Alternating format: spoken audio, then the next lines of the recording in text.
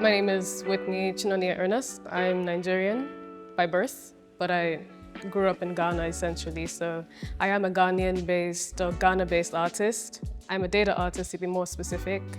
My practice is concerned with converting large forms of information to visual art in a way that people can easily consume.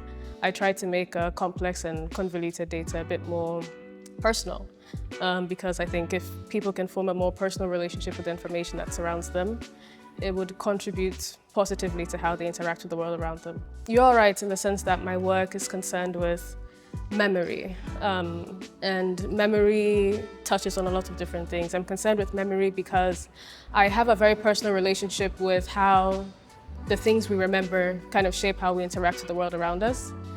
And coming to Angola has definitely solidified this in a new way. I think it's challenged my methodology more than anything.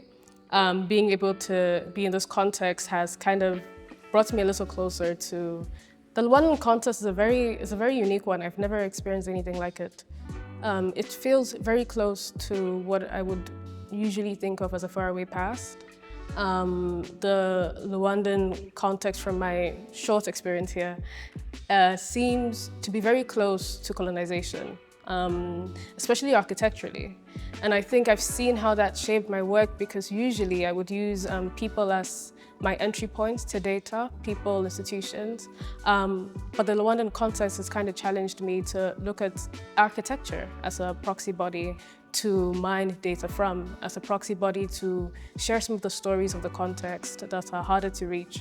For some more context, my work in Angola was regarding the Angolan oil sector.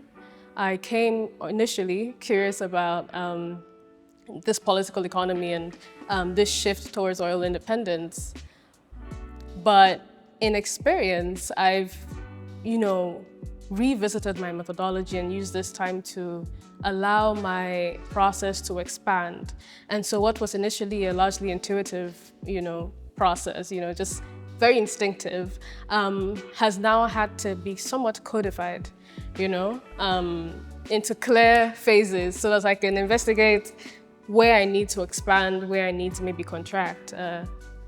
What I do with my art is like a visual journaling, right? It's a visual way of still documenting and kind of processing why the things around us are going the way that they are.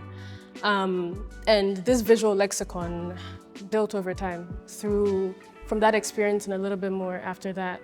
And so art has kind of become this visual journal. And, with age, it's come with a bigger responsibility to include everybody else because I became too conscious of how unreliable memory can be. Forgetting is a very human part, a very central part of the human experience. A quote I really like is by John Confronts. He says, "Amnesia is a constant sea, we swim in it all the time." And it was an interview with the Tate that is on their channel. But it's such a profound statement when you realize that the human experience is inherently forgetful. And so if we can engineer the things we remember and the things we choose to form relationships with, then we can truly engineer our mindsets. So I think just marrying the technical and then this ideology of the importance of memory. Doodle work is a very simple way of inviting people to learn a little bit more about something they usually wouldn't care about. And so I allow myself to go through the experience of whatever new context, in this context, Angola, and see how I can more easily bring the people around me to confront these convoluted conversations. And I've just found Doodle to be a very easy way to simplify complex information and complex stories. And so in as much as my work is interested in teaching a personal journey in my own Pan-African mindset, a personal journey to learn a bit more about the things that aren't easily, the information that isn't easily accessible. I bring this up to say, coming to Angola, it was the same question of, is there a commodity that I can look at that might afford me this same enlightenment?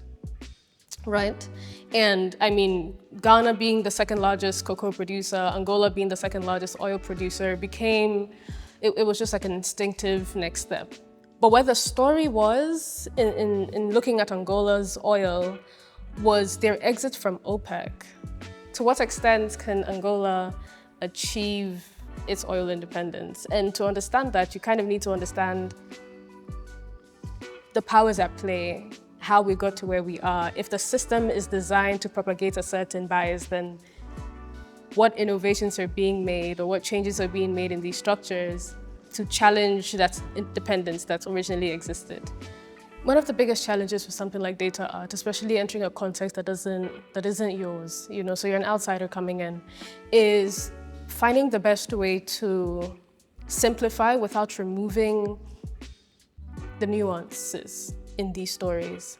I often try to absolve myself from the responsibility of the data because somebody else collects the data. It's somebody else's information.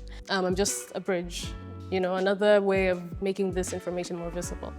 In Angola, though, it was a little different because I decided to allow myself to be the person collecting the data, to be responsible for the learning process and the things that manifest as a result of that learning. And interacting or being close to Angolans helped me shape, or it quickened my ability to immerse myself in the context. And what I mean by that is the responsibility of creating art and putting it out there is something that's always been terrifying. Being in charge of how people internalize information. And when the work goes out there, you're not in charge of what it does. You're not in charge of how people internalize it or what they learn from it.